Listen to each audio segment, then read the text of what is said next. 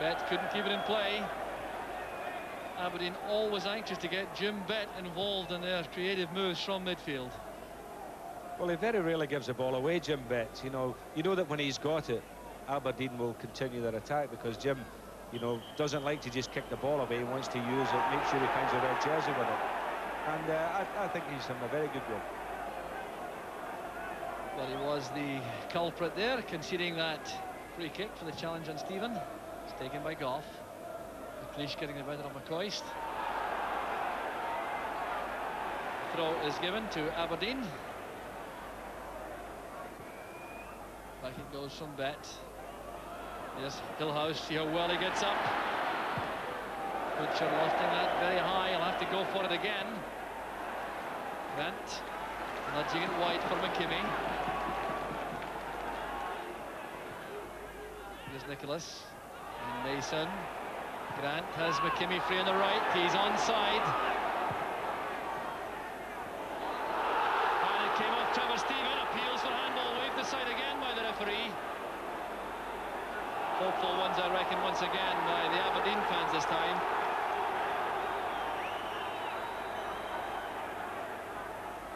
Simpson returning it. That's an offside decision. Well, you could have anticipated that. Jim Bett throwing the ball to Simpson, and the Rangers defensive line then just moved straight out to prevent that return pass.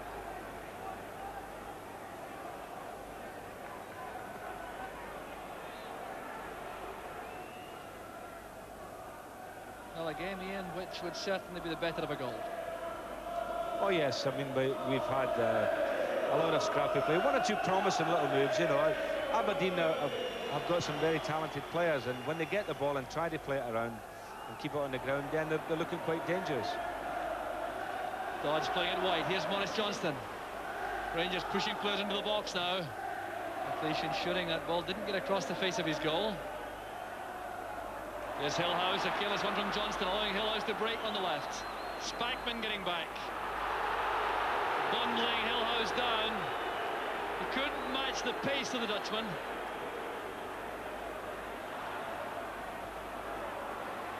Aberdeen trying to get forward again. There's Walters winning it back in style for Rangers. Johnston's layoff. Stephen to Spackman. Challenge came from Nicholas, but here's Trevor Stephen again. Spackman trying to play it forward. McCoist.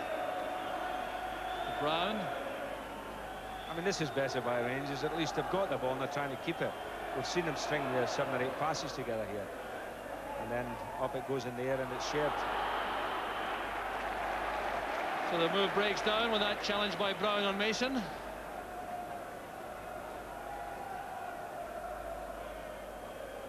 There's McKimmie. Nodded down carefully by Goff for Butcher.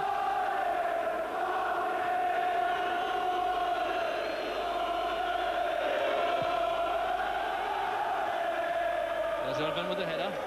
Dodds underneath it. Stephen to Monroe.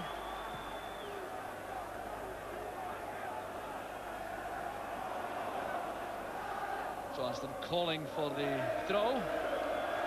He's not disappointed by the far side linesman, Gordon Black from Inverness.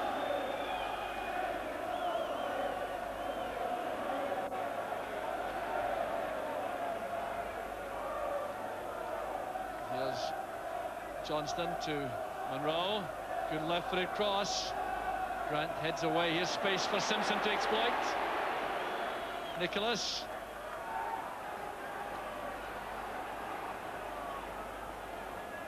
No Bet. Fiercely tackled by Monroe. No offence there by Monroe. The referee waits play on as Connor has the ball for Aberdeen. Now Grant. Here's Mason. Grant again. And David Odd stepped in to toe-poke that ball back to Chris Woods. Cost £100,000 when he signed from Aberdeen in September.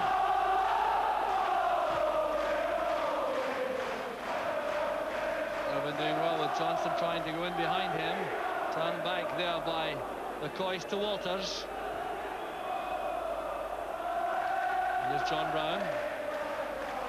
Going to be fouled there by Mason. The referee allows play to continue. If Walters can reach this, there would be an advantage.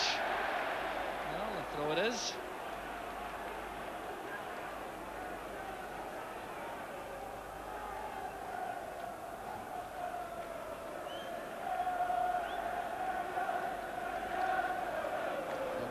So McKimmie with the throw for Aberdeen. The news coming from south of the border at Main Road, Manchester.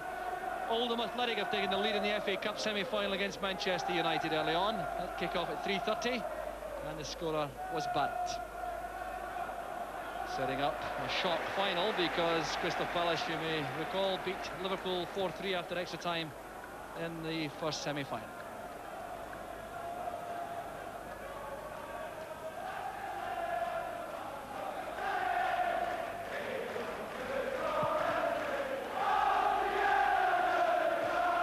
Beaten by Butcher. There's Spackman. Little push there from McCoist on Irvine. No hold up though, still McCoist in possession, testing Bobby Mims. I think the keeper expected that. He saw McCoist set himself here as he stepped away from Brian Irvine. Hit this towards the near post, but the keeper was across.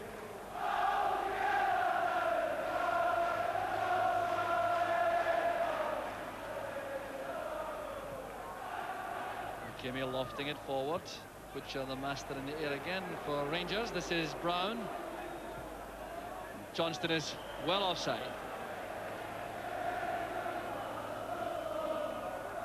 Tarek McLeish coping well so far with his international teammates. Harry McCoist and Boris Johnson. That's a good header on by Hillhouse. Here's Bett. Trying to find Mason, making that run to near post area. Good move that from Aberdeen. It was a beautiful header by Hillhouse in the first place, and Jim Bett looking just to bend one in near post there. Mason went short, went past it, and Charlie came in behind him, but the goalkeeper made a good save. Great example there of Jim Bett's two-footedness. So comfortable both on the right and on the left. So 5 minutes remaining in the first half, still no scoring. And neither goalkeeper really being called upon at this stage to produce anything too spectacular. Here's Nicholas. That's one for Hillhouse to chase. He had to go for that. It was going to bounce away from him. That's a goal kick to Rangers.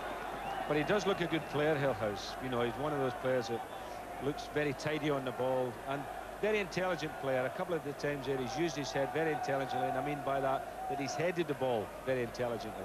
He's aware of what's going on around him. And very anxious too to make a further impression to enhance his World Cup chances for Holland. He knows there are pictures going from here to Holland. Monroe with a pass back, and Mason was closing in, but Goff made certain there was no error.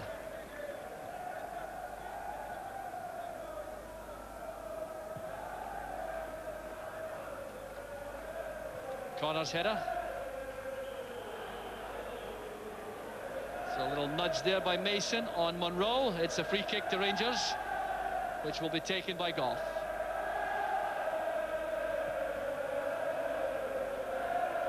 Johnston to Stephen. But that was a good shooting chance for Trevor Stephen. Well created by Rangers, Maurice Johnston being the provider. But I think Trevor Stephen will be a bit upset he didn't get a better striking goal from that opening. But Trevor today has at least got himself into goal-scoring positions, John. That one there, a little volley and well wide of the target. But he's got in there on about 3 occasions, hasn't he? And that is important for Rangers, to have him getting in there and other midfield players getting forward. There's Bett and Connor. Now Simpson. Getting away from Spackman and from Dodds. Bett to Connor. Connor running into Walters, but Bett picked it up again. There's Simpson. Good return pass. Here's Bett. Patient play by Aberdeen. A little bit casual though, that pass from Bett, allowing Stephen to intercept. Trying to bend that up the line there for Walters, but it's a throw to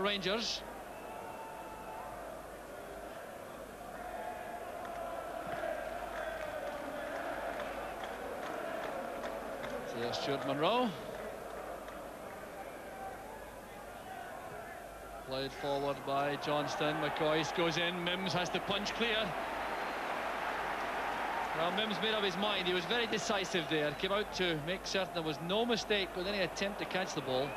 Here's Walters and Stephen. Pulling it back from McCoist. Superb play at the byline there from Trevor Stephen. He really does look the player most likely to open up the Aberdeen defence. Marvellous cross. Beautiful cross. And really, you know, Ali will be looking to say, well, I might hit the target there. Look how he just hooked that round. There was McCoist. And really, he'll be disappointed with that one, Jock. Looked as though McCoist was surprised that Stephen had been able to get that in. Well, yes, he would be surprised, but at the same time, he did get a good head on it, didn't he?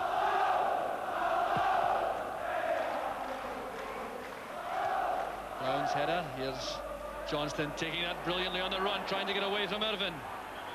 That's a foul against Johnston. Frustration creeping in there.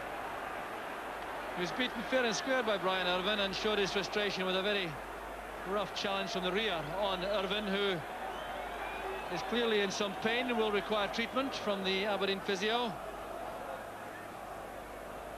I think it was a case here of the big strong fella being just a little bit too weighty for the little man. Actually, he's had a very good game, hasn't he? He's had a very good game. He's obviously injured his neck in some way. This appeared to relate to the landing more than anything else, I think.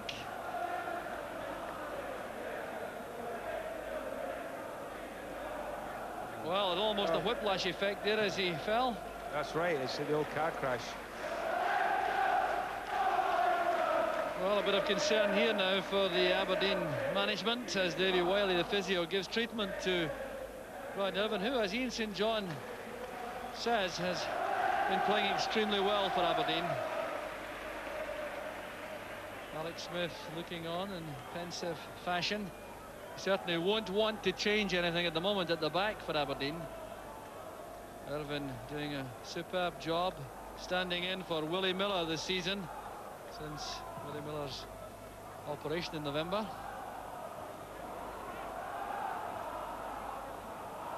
Bet back to Connor. Goff's header. Simpson first time forward, but Monroe will get there first. On his better foot, the left for the pass back. Well, not quite enough of the creative stuff in the first half, Ian. No, it's been a stop-start game, a bit scrappy. Too many fouls for my liking. The game never really settled into a pattern. But there's been little inklings that there are certain players on the field with a lot of ability on both sides that if the game could settle down, you know, I think we could see some more efforts and goal, Jock. But at the moment, you know, it's only the occasional flash we get from, say, McCoist, Johnson, Walters down at this end, and up the other end, Hillhouse and Charlie Nicholas. To the high ball misjudged there by Brown and Hillhouse. There will be a bit of stoppage time in this first half. We're into that already. We had 60 seconds time added on. And, of course, there were these stoppages for Gary Stevens, for Ian Ferguson, and there for Brian Irvine. So the referee may play a couple of minutes more. You just joined us, still no scoring here at Pittodrie. Rangers have lost Gary Stevens and Ian Ferguson through injury. And they've used their substitutes, John Brown and Davy Dodds. Here's John Brown now for Rangers. Rangers started the match very well indeed when they had their original starting lineup. Then Aberdeen came more into it as Rangers tried to reorganise. Good tackle there by Walters. The match at this stage undoubtedly is very evenly poised indeed. And the referee blows for half-time. There's the scoreline. No goals in the first half. A lot of disappointing play in terms of fouls in that first half, but also evidence of some outstanding players in view. Watch us in the second half, and we'll be right back after this break.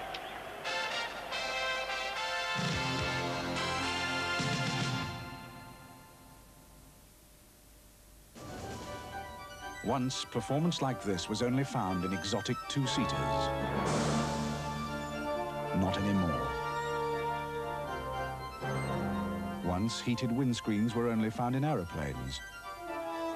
Now you can see just as well on the ground. Once, most diesels lived in the slow lane. Today, Sierra diesels have turbos. Once, four-wheel drive was mostly for rally cars.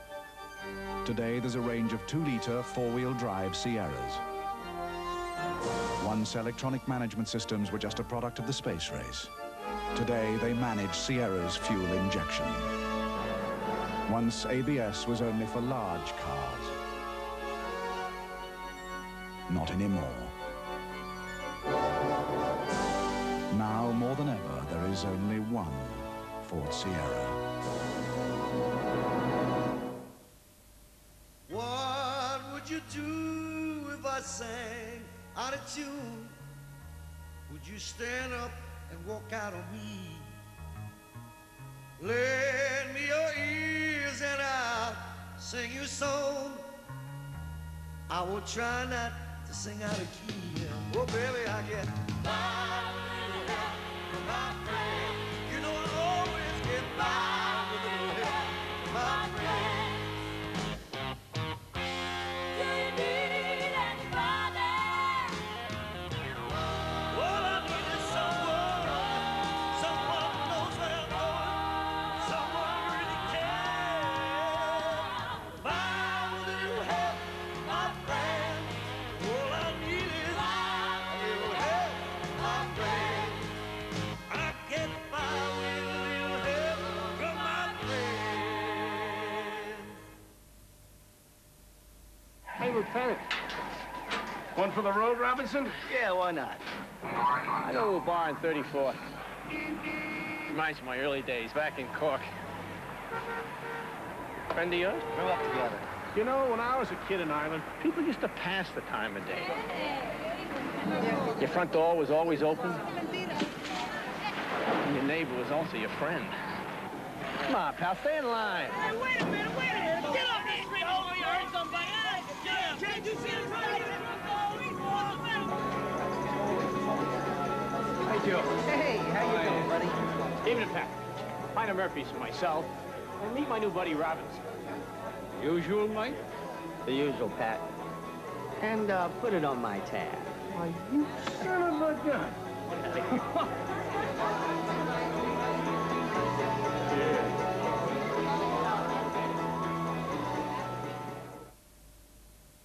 Yo, there, pretty mama. Hunger nor meat to the bone. I'm fishing for something to jaw on. Crispy in the main street. And wearing top to toe is certainly best. And I want that in replay. You catch my drift? Ow! We are so brother, sweet thing. It's time for the feet to hit the street. Yo, skin that little blood. Drifter. It's a real mouthful. Did you catch my drift?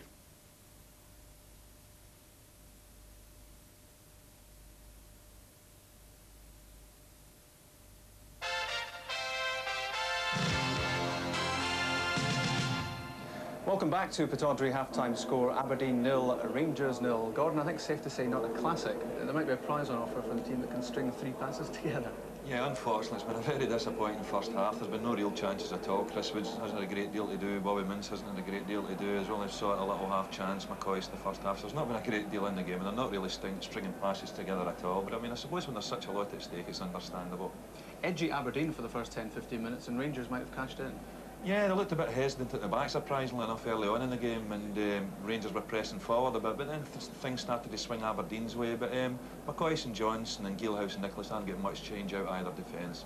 Talking about Charlie Nicholas, the first shot at goal came from him. He's always so dangerous in these sort of situations, isn't he? Yeah, he does really well here, sort of toe pokes at the end, and in actual fact, I think Charlie's been the one, the Aberdeen forward, that's looked most likely in the first half, although he hasn't had a great deal of the ball. But if he gets a little bit more this half, you never know, we might see a goal from Charlie.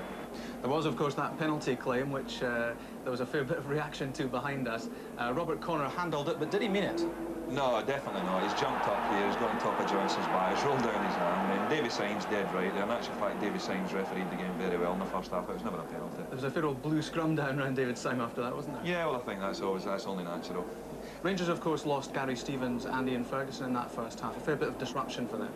Yeah, just about the time the game was getting a bit niggly. Heelhouse fouled Ferguson, a rather bad foul. Earlier on, Gary Stevens with it over in his ankle, and it has disrupted Rangers because they've got a left back, Stuart Monroe, playing at right back. They've got David Dodds, a centre forward, playing midfield, and it's not helped him at all. And I think the Rangers now will be quite happy just to play out the rest of the game, not conceding a goal. Mark Walters is always a dangerous man. Aberdeen at times gave him too much room, and this was a good chance, wasn't it? Well, it's Charlie for Aberdeen comes here, and you've seen Mark Walters do this plenty of times in television this season. Looks up, tries to dink it over Bobby Mills, and just a little bit, just swung a little bit wide there. But he's been Charlie Nicholas for Aberdeen. He's been the player most likely to score a goal for Rangers or do something. The one or two little bits of entertainment we've had in the first half have came from him. Rangers did have the ball in the net. It was ruled offside, but our replay angle, seems to cast some doubt on that. Well, I think I've just caught him offside there because defences like Aberdeen and Rangers now, they've perfected the offside trap, and I think, well, I mean, there's not a great deal in it. Maybe just a hint of offside there, but not a great deal in it. No. What's being said in those dressing rooms over there? Well, I think Graham Souness will be quite happy to hold on to a point, which more or less guarantees them the championship. And I think Alex Smith's got to say, well, look, boys, nothing to lose. Let's go out and have a go. Get Connor forward, get McKimmie forward, get Mason in supporting the strikers. If it means leaving Irvine and McLeish a little bit isolated at the back, so be it. So get everything to gain and nothing to lose now. OK, that's great. Join us again after this break.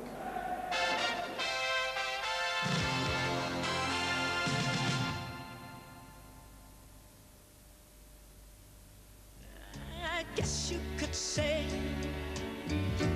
that I've been lucky. I guess you could say that it's all because of you. 'Cause you're the best thing that ever happened to me. There is one car that everybody loves. The new Ford Fiesta. The little car with a big heart. QuickFit have taken the 3 tyre sizes that fit the majority of Britain's most popular cars and are selling them at one price. One price quality remolds, all £9.95. One price new steel radials, all £17.95. And one price top name branded tyres, all £24.95. QuickFit, you can't get better. I looked out on the ice today, it was embarrassing. Why, let's face it, you're getting killed out there. Send your act down next Saturday, will you? Hey, Coach, what kind of call is this? This ain't Pepsi. It's all you deserve, Penchansky. Let's get back on the ice, guys. Coach, shouldn't you have given them Pepsi? They're awful mad. Exactly.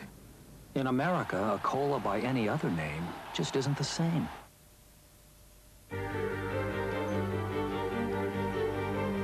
Putting Macintosh in your office can mean more than just a new computer. It can mean a new attitude, a new outlook. Ideas surface from people you thought had retired. Your 8th floor will actually communicate with your 7th. Presentations begin to border on the flamboyant. And one by one, every person will discover the power within themselves, the power to succeed.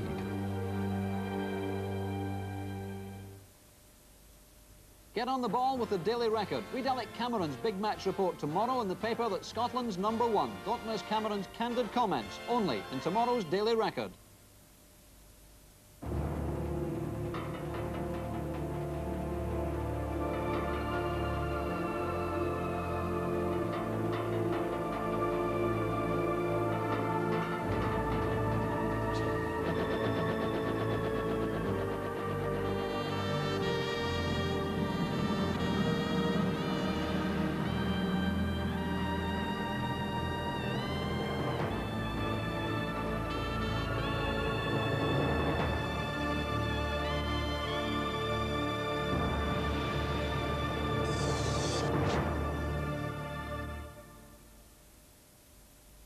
So I just popped in the post office when he comes in for a passport. Next thing, she's in getting traveller's checks.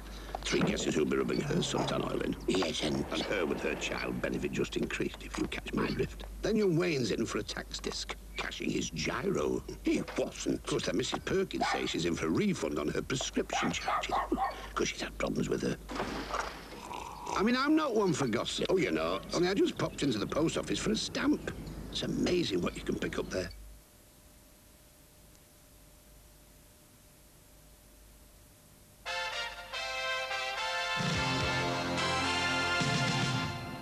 Hello again, half-time. It's goalless at Pittodrie. Gordon, some flashes from Heelhouse, some flashes from Walters. They can't touch you for it. We're looking for some more flowing football in the second half, aren't we? Yeah, flashes, but not enough flashes. I mean, there hasn't really been enough goal-mouth action in the first half, and obviously I look for a lot more this half. But it's very difficult because the pitch at 2 o'clock, looked at it this afternoon, the sprinklers have been on, the pitch looked lovely. But obviously in this weather, the sun's dried it out a bit. It's a little bit bobbling. It's hard to get a passing game going. Gary Stevens already having suffered on that patch.